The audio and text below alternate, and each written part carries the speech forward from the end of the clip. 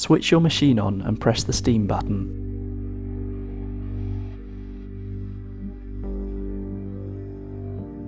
The green OK light signifies the machine is ready to steam milk. We recommend using a small stainless steel jug, 1/3 filled with refrigerated milk.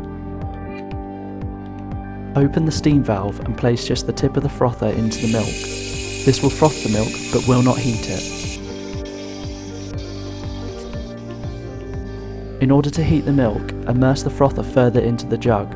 The milk temperature can be determined by using your free hand to fill the bottom of the jug. When the milk is at the desired temperature, close the steam valve and remove the milk jug.